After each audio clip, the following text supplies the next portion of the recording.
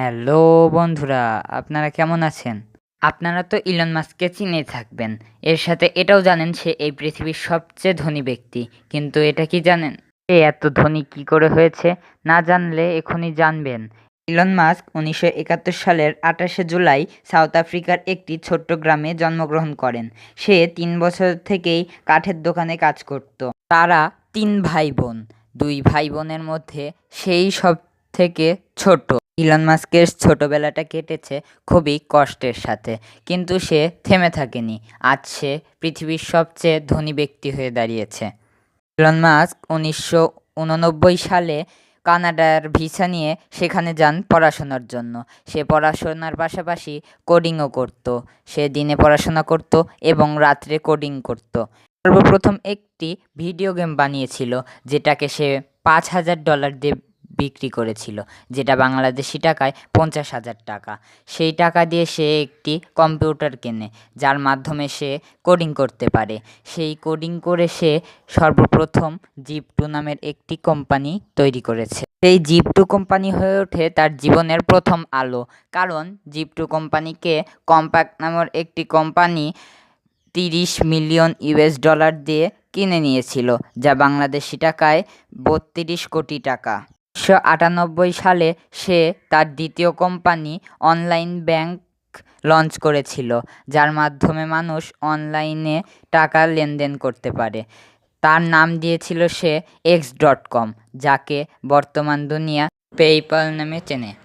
এই কোম্পানিকে পেপ্যাল নামে একটি কোম্পানি খরিদ করেছিল $1.5 বিলিয়ন দিয়ে, যার মধ্যে ইলন মাস্ক এর টাকা ছিল $56 মিলিয়ন। বাকি অংশ সে তার ভাইকে দিয়েছিল, কারণ তার ভাইও তাকে অনেক সহযোগিতা করেছিল। টাকা দিয়ে সে 2000 সালে তার গুড লাক চার্ম স্পেসএক্স প্রতিষ্ঠা করে, যেটার কাজ হলো চাঁদ এবং মঙ্গল গ্রহ নিয়ে গবেষণা করা। তারা স্পেসে অনেকগুলো স্যাটেলাইটও পাঠিয়েছে, রকেট পাঠিয়েছে, যাতে মঙ্গল গ্রহের ও চাঁদে গবেষণা করতে পারে। তার অন্যতম লক্ষ্য হলো চাঁদ এবং মঙ্গল গ্রহে ট্যুরিস্ট পাঠানো। তার আরেকটি লক্ষ্য হলো মঙ্গল গ্রহে জনবসতি গড়ে তোলা। সে বলেছে, মঙ্গল গ্রহে আমি জনবসতি তৈরি করেই ছাড়ব, তাতে আমার যত টাকাই লেগে যাক না কেন, তা আমি সম্ভব করে ছাড়ব। কিছুদিন আগে সে টুইটারও কিনে ফেলেছে। সে এই পৃথিবীর সবচেয়ে কম দূরত্ব থাকা স্যাটেলাইট আবিষ্কার করেছে, যা মাত্র 5,000 ফিট উপর থেকেই ওড়ে। সে পৃথিবীর মানুষকে কথা দিয়েছে সে এই পৃথিবীতে ফ্রি ওয়াইফাই দিবে। সে কিছুদিন আগেই আমেরিকাতে 1,000টি স্যাটেলাইট ছেড়েছে, যা আমেরিকাকে বর্তমানে ফ্রিতে ওয়াইফাই দিচ্ছে। সে বলেছে, গোটা বিশ্বকে আমি ফ্রিতে ওয়াইফাই দিব। সে বিষয়ে সে কাজও চালাচ্ছে। সে ব্যাটারি এবং সৌরচালক চালিত গাড়িও তৈরি করবে। তাই সে টেসলা কোম্পানিকেও 50% শেয়ারে কিনে নিয়েছে, যাতে সে এই বিশ্বকে উন্নত মানের গাড়ি এবং স্বাস্থ্যসম্মত পরিবেশ গড়ে তুলতে সাহায্য করতে পারে।